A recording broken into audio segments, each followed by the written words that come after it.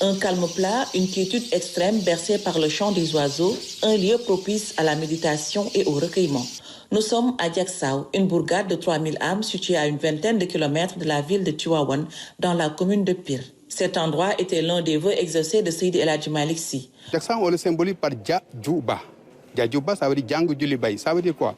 Diacksao a été un lieu d'adoration de Dieu, un lieu de formation spirituelle, un lieu aussi où le Mame Abdou s'adonnait, et Mame El Hadji Malick d'abord, aux travaux champêtres pour d'abord vivre indépendamment, vivre licitement de la sueur de son front, ainsi que tous les disciples qui étaient autour de lui.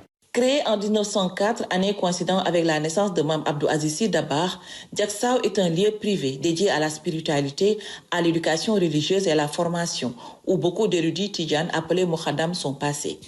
Et c'est en 1957, sous le magistère de l'Hadj Abdou Aziz Sy Dabakh, que Diacksao connut son rayonnement. Tous les Moukhadam de Mame El Hadji Malick Sy du Sénégal sont passés ici à Diacksao. Et aujourd'hui, encore, leurs descendants viennent dans cette cité religieuse pour apprendre le Coran et la charia, mais aussi pour le culte du travail. Diacksao est une cité bénie. De 1957 à 1997, 40 ans de khalifa, mais aussi 40 ans de clairvoyance pour Mame Abdou Aziz Sy Dabakh, qui a toujours eu à prêcher la bonne parole. Avec son bâton de pèlerin, c'est dans ces lieux qu'il a concilié et réconcilié politiciens et syndicalistes, mais aussi résolu plusieurs crises qui secouaient le monde à l'époque. La crise sénégalo-mauritanienne en 1989, Mame Abdou était à Diacksao, mais il a pris son bâton de pèlerin pour aller prêcher la paix au niveau des deux présidents, le président Abdou Diouf et le président Maouya Ould Taya. La crise énergétique, il y avait 72 heures sans électricité avec la Citélec, Madame Bassok. C'est Mame Abdou qui les a appelés à Diacksao pour pouvoir régler ce problème. La crise estudiantine en 1992, on vous rappelle avec les Modou Diagne Fada et tant d'autres, c'est Mame Abdou qui a pu régler cette crise aussi.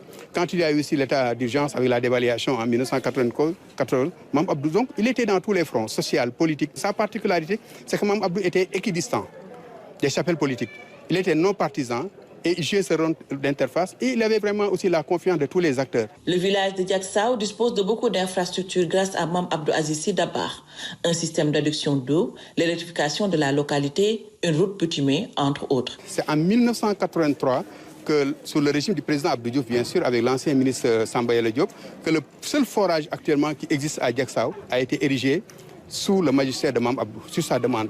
Mais quand ce forage a été implanté, il a demandé d'abord que ce forage puisse servir tous les villages qui polarisent Diacksao. Et beaucoup de ces villages sont partis de la famille de Mame Cheikh Ahmadou Bamba. C'est pour montrer les liens séculaires qui existent entre les familles religieuses, mais les différentes familles religieuses. Niché au cœur des terres du Cayor, Diacksao, c'est aussi pour Mame Abdou Aziz Sy Dabakh et sa famille un lieu de travail. Des champs de mil et d'arachides à perte de vue y sont cultivés et les récoltes distribuées aux indigents comme souhaité par Seydi El Hadji Malick Sy. Rien n'est acheminé à Tivaouane ou à Dakar. C'était le vœu de Seydi Hadji Malick Sy. Aujourd'hui encore, Serigne Sidi Ahmed Sy, fils de Mame Abdou Aziz Sy Dabakh, perpétue le legs de son père en continuant à faire de Diacksao un lieu symbolique pour la Khadra Tidjane, une cité religieuse où se développe la prière, l'enseignement coranique et l'agriculture.